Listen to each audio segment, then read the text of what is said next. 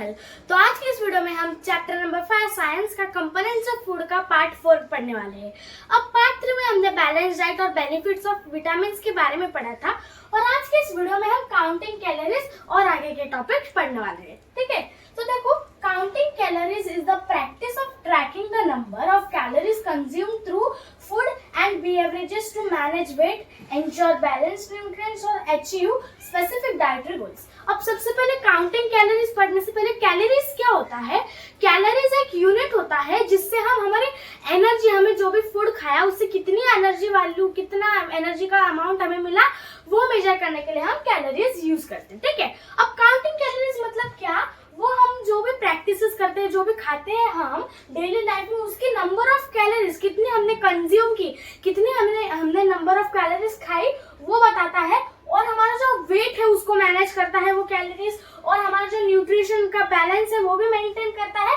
और specific dietary गोल, जैसे कि हमारी अगर हेल्थ कोई खराब हुई या फिर हेल्थ में कोई प्रॉब्लम रहा तो उसको भी रिकवर करने में ये कैलोरीज हमारी हेल्प करती है। ठीक है, इतना समझ में आ गया क्या होता है काउंटिंग कैलोरीज। अब देखो, the calorie intake requirement for a person depends on various factors. मतलब क्या? जो कैलोरीज वो कंज्यूम कर रहा है वो उसकी अमाउंट किस पर डिपेंड होती है? वो बहुत सारे फैक्टर्स होते हैं, बहुत सारे रीजंस होते हैं जिसके ऊपर से हमें पता चलता है कि कितनी कैलोरीज हमें चाहिए, कितनी कैलोरीज की हर एक पर्सन को नीड रहती है। ठीक है, including age, sex, weight, height, physical activity level and overall health. मतलब क्या? जो हमारी फिजिकल एक्टिविटीज हम करते हैं, हमारी जो पूरी जो बॉडी की हेल्थ है, ओवरऑल हेल्थ, और हाइट, वेट, सेक्स मतलब मेल या फिर फीमेल, जेंडर और एज, मतलब वो डिपेंड होता है। नंबर ऑफ कैलोरीज किस पर डिपेंड होता है? एज पर डिपेंड होता है, जेंडर पर डिपेंड होता है, हमारी ओवरऑल हेल्थ पर, वेट पर, हाइट पर। इन सब फैक्टर्स पर हमें कितनी कैलोरीज चाहिए वो डिपेंड होती है। ठीक है, अब देखो, the daily calorie needs are generally estimated based on an individual's basal metabolic rate BMR and physical activity level PAL। मतलब क्या? ये जो नंबर ऑफ कैलोरीज कैसे काउंट करते हैं उसके लिए BMR मतलब क्या? BMR बेसल मेटाबॉलिक रेट, ये एक ऐसा प्रोसेस होता है जिसमें हमें पता चलती है कि कितनी कैलोरी हमें चाहिए और कितनी कैलोरी हमें पूरी बॉडी के लिए चाहिए। ठीक है, और फिजिकल एक्टिविटी लेवल क्या बताता है? जो एक्स्ट्रा कैलोरी हमारे बॉडी में है वो PAL बताता है, मतलब फिजिकल एक्टिविटी लेवल। ठीक है, अब इधर वही इंफॉर्मेशन दी गई है। BMR represents the number of calories needed to maintain basic bodily functions at rest. मतलब क्या? जो BMR है, जो हमारे बॉडीली फंक्शंस को जितने भी कैलोरीज लगती है वो मेजर करता है, while PAL considers the additional calories needed for physical activity। अब PAL हमारे जो बॉडी में एक्स्ट्रा कैलोरीज हमें नीड मतलब लगती है, रिक्वायरमेंट है फिजिकल एक्टिविटी के लिए, वो हमें बताती है। ठीक है, अब देखो, table 5.3 shows the estimated calorie intake requirements for different adult group। मतलब क्या? डिफरेंट एडल्ट ग्रुप के लिए ये जो टेबल है उसमें कितनी कैलोरीज लगती है वो दी गई है इधर। ठीक है, अब जेंडर, अगर फीमेल हो और सेडेंटरी एडल्ट्स, मतलब क्या? जो हल्का फुल्का काम करते हैं और जो ऑफिस में बैठकर काम करते हैं उसको बोलते हैं सेडेंटरी एडल्ट्स। तो फीमेल में कितनी कैलोरीज होती है? 1800 टू 2200 कैलोरीज उनमें रहती है। और सेडिमेंट्री एडल्ट्स, अगर वो फीमेल मेल रहा तो 2200 टू 2320 कैलोरीज उनमें रहनी चाहिए। ठीक है, अब moderately active adults engaging in light physical activity और एक्सरसाइज। मतलब क्या? जो वो अडल्ट्स थोड़ी मतलब लाइट एक्सरसाइज, फिजिकल एक्टिविटी करते हैं थोड़ी बहुत। ठीक है, तो अगर वो फीमेल रहा तो उनकी कैलोरीज 2000 टू 2400 रहनी चाहिए कैलोरीज, और मेल में 2400 टू 2800 कैलोरीज रहनी चाहिए। ठीक है, अब active adults engaging in regular exercise और फिजिकल लेबर। मतलब क्या? अगर वो लेबर रहे, मतलब कामगार हम बोलते हैं ना, लेबर जो फिजिकल एक्टिविटीज करता है, अगर वो रहे तो अगर फीमेल में कितनी कैलोरीज रहनी चाहिए? 2200 टू 2800 कैलोरीज, और मेल में रहनी चाहिए 2800 टू 3000 कैलोरीज। ठीक है, अब ये कैलोरीज हमें नीडेड है ही है इतनी क्वांटिटी में, अगर ये नहीं रही तो हमारी बॉडी की हेल्थ प्रॉपर नहीं हो सकती। ठीक है, अब देखो, consuming too few calories can lead to malnutrition and energy deficiency. मतलब क्या, अगर हम थोड़ी सी मतलब कैलोरीज कम खाते हैं या फिर कैलोरीज की मात्रा हमारी बॉडी में कम पड़ गई तो उससे हमें मेल न्यूट्रिशन हो सकता है, मतलब हमारी बॉडी में एनर्जी लॉस हो सकता है, एनर्जी डेफिशिएंसीज हो सकते हैं। ठीक है, while excess calorie intake can result in weight gain and related health issues। मतलब क्या, अगर वही हमने ज्यादा कैलोरीज गेन कर ली तो हमारे वेट जो है हमारा वो मिसबैलेंस हो जाएगा और हमारे जो हेल्थ इश्यूज है वो भी हमें उससे हेल्थ रिलेटेड हेल्थ इश्यूज हो सकते हैं। ठीक है, तो इसका मतलब क्या है, हमें एक परफेक्ट बैलेंस क्या लेना चाहिए, कैलोरीज लेनी चाहिए, ना तो कम लेनी चाहिए और ना ही तो ज्यादा लेनी चाहिए। हमें कितनी लेनी चाहिए, नॉर्मल, जितना हमें नीड है उतना। ठीक है, understanding and managing calorie intake in the context of a balanced diet ensures that the body receives the necessary energy to perform daily activities, support bodily functions and maintain overall health and well-being। अगर हम balance diet जो हमने पढ़ा वो अगर follow करते हैं तो हमें हमारी जो नॉर्मल क्वांटिटी है कैलोरीज की वो हमें मिल जाएगी। तो इसकी वजह से हमें जो बैलेंस डाइट है वो बैलेंस रखना चाहिए और उसकी वजह से वो हमें डेली एक्टिविटीज जो भी लेबर्स है उनको तो बहुत ही एनर्जी मिलती है कैलोरीज से और वो जो बैलेंस डाइट है उससे, और सपोर्ट बॉडीली फंक्शन, जो हमारा डाइजेशन, नर्वस सिस्टम, जो भी फंक्शन है बॉडी में वो प्रॉपरली होते हैं और जो ओवरऑल हेल्थ और वेलबींग, मतलब जो हमारी कंडीशन है, हमें जो सिर दर्द बुखार आते रहता है ना, उनको भी ठीक करने में ये कैलोरीज अगर कम या फिर ज्यादा रहे तो इनकी वजह से भी वो कॉज हो सकता है। ठीक है, अब हम आगे देखते हैं क्या है। तो अब देखो, हमने पढ़ा काउंटिंग कैलोरीज, अब हम पढ़ेंगे न्यूट्रिएंट रिलेटेड डिसऑर्डर्स। मतलब क्या, अब जो भी न्यूट्रिएंट्स हम कंज्यूम करते हैं उससे रिलेटेड बहुत सारे डिजीज होते हैं। अगर हम उन्हें राइट ये में क्वांटिटी में अगर हम उन्हें कंज्यूम नहीं करेंगे तो कौन कौन सी डिजीज होगी, कौन से न्यूट्रिएंट्स के ऊपर से हम इस टॉपिक में पढ़ने वाले हैं। ठीक है, अब देखो, as discussed earlier, our diet should have all the essential nutrients in the required proportions। मतलब क्या, जैसे कि हमने बैलेंस डाइट में पिछले टॉपिक में पढ़ा कि हमारा जो डाइट है, बैलेंस डाइट है, उसमें हर एक न्यूट्रिएंट्स इंक्लूडेड होना चाहिए, वो भी प्रॉपर प्रोपोर्शन के साथ, प्रॉपर क्वांटिटी के साथ। ठीक है, लैक और excess of nutrients in the body can cause disorders. मतलब क्या, अगर कमतरता, लैक या फिर ज्यादा एक्सेस न्यूट्रिएंट्स हमारी बॉडी में आ जाते हैं तो वो डिसऑर्डर्स, मतलब हमें बहुत सारे हेल्थ प्रॉब्लम्स हो सकते हैं उससे। ठीक है, अब देखो, डेफिशिएंसी डिसऑर्डर्स, जो भी हमें डेफिशिएंसी डिसऑर्डर्स होते हैं वो कौन कौन से हैं, अब हम वो पढ़ते हैं। If the nutrient intake by the body is not sufficient, it creates deficiency of that particular nutrient। मतलब क्या, जो एक न्यूट्रिएंट हमें चाहिए, जैसे कि प्रोटीन्स, विटामिन, जो भी हमें चाहिए न्यूट्रिएंट, वो एक प्रॉपर क्वांटिटी में नहीं रहा तो वो एक डिजीज, डेफिशिएंसी डिजीज वो हमारी बॉडी में कॉज कर सकता है। ठीक है, वो पर्टिकुलर न्यूट्रिएंट पे डिपेंड है वो कौन सा ये डिसऑर्डर वो हमें देगा या फिर हमें हमारी बॉडी में वो डिसऑर्डर क्रिएट होगा। ठीक है, if this condition of insufficient consumption of food containing nutrients continues for a long time, it can lead to nutrient deficiency। मतलब क्या, अगर ये लैक और एक्सेस का ये प्रोसेस आपकी बॉडी में लंबे समय तक चलेगा तो वो न्यूट्रिएंट की डेफिशिएंसी आपके बॉडी में बहुत ही बड़ी हेल्थ प्रॉब्लम कॉज कर सकती है। इसकी वजह से आपको बैलेंस्ड न्यूट्रिएंट्स खाना चाहिए, बैलेंस्ड डाइट के अकॉर्डिंग। ठीक है, The disorders caused due to nutrient deficiency in the diet are called deficiency disorders।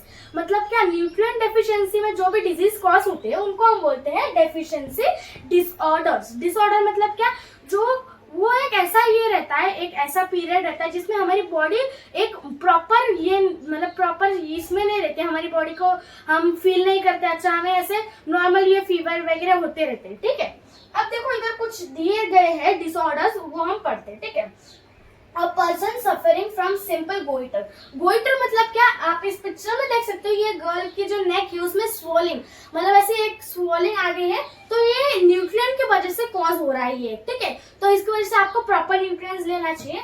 और person suffering from scurvy, scurvy मतलब आप जो सोर फूड खाते हो उसकी वजह से ये होता है, तो ये आपके उसमें टीथ जो होते हैं वो मतलब वो ऐसे खराब हो जाते हैं और वो ऐसे नीचे गिरने लग जाता है और वो बहुत ही लूज है और ब्लीडिंग भी आने लग जाती है आपके गम्स में। ठीक है, अब अ चाइल्ड सफरिंग फ्रॉम मैरमस, मतलब क्या, मैरमस एक ऐसा ये होता है जिसमें प्रोटीन्स की डेफिशिएंसी होती है और बॉडी जो है वो स्लोली ग्रो होती है। ठीक है, और child suffering from rickets. Rickets में क्या होता है, हमारे जो बॉडी पार्ट्स रहते हैं, हमारे जो पैर रहते हैं, इस पिक्चर में आप देख सकते हैं लेग्स उसके कैसे है, हमारी जो बॉडी है वो प्रॉपर शेप में मेंटेन नहीं रहती, ठीक है।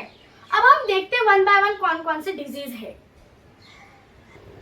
तो अब देखो table 5.4 lists the disorders caused due to the deficiency of carbohydrates, proteins, minerals and vitamins। मतलब क्या, ये जो टेबल हम पढ़ने जा रहे हैं उसमें बहुत सारे डेफिशिएंसी डिजीज है जो कार्बोहाइड्रेट्स, प्रोटीन्स, मिनरल्स और विटामिन के उससे कॉज हुए, ठीक है।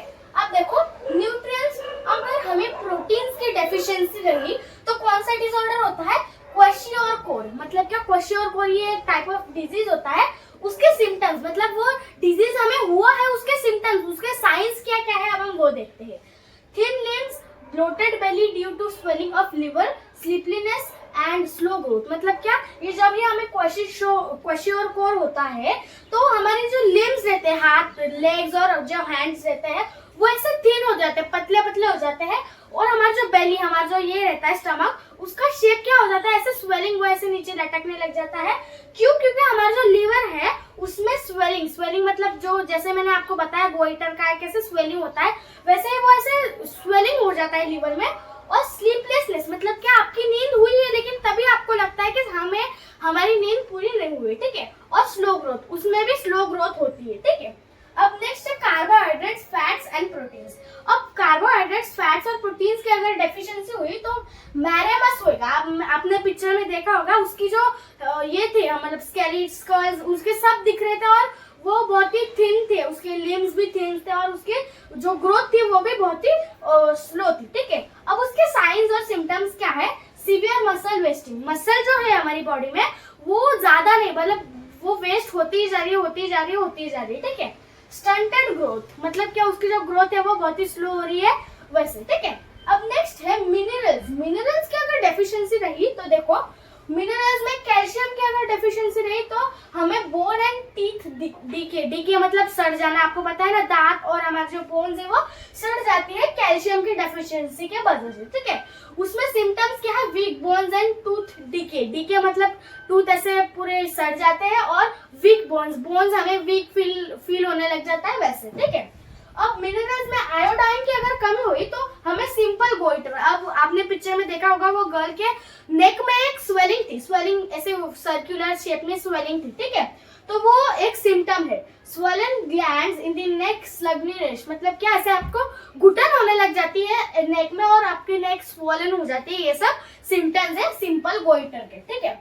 अब मिनरल्स में अगर आयरन की डेफिशिएंसी रही तो कौन सा डिसऑर्डर होता है, एनीमिया। एनीमिया में आपको पता है वीकनेस आता है, पेलनेस मतलब हमारी जो स्किन है वो पूरी ये ऐसे येलोइश कलर आने लग जाता है हमारी पूरी बॉडी पर, ठीक है।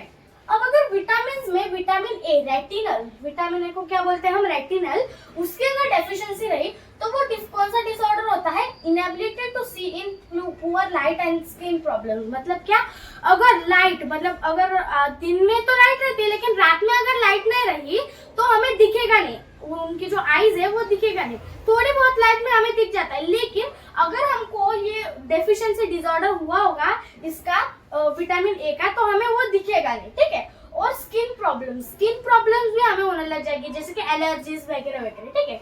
Symptoms, vision becomes poor in darkness में हमारी विजन जो है, आईज की विजन है वो पुअर हो जाती है, sometimes leading to night blindness मतलब क्या, जो रात को अंधेरा होता है उसमें हमें दिखता नहीं, ठीक है। और ड्राई स्किन मतलब उस पे आपको पता है ऐसे रफ स्किन हो जाती है, और ड्राई स्किन आपको पता है विंटर्स में होती है वैसे।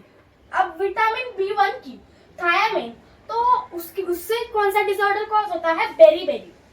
उसका सिम्टम्स क्या है, वीक मसल्स वीक होते हैं, very little energy and poor growth in children में बहुत ही पुअर ग्रोथ होती है अगर उनको बेरी कॉज हुआ है तो, और उनकी बहुत ही कम एनर्जी रहती है उनकी बॉडी में ऐसे, ठीक है। और वीक मसल्स, ये सब उसके सिम्टम्स हैं।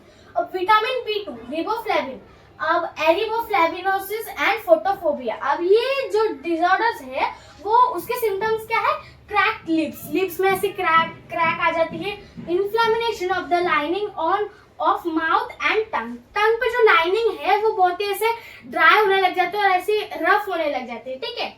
माउथ अल्सर्स, अब हम टॉन्सिल्स बोलते हैं ना, उसको इंग्लिश में माउथ अल्सर्स बोलते हैं, ठीक है। वो आपके पूरे माउथ में होते हैं।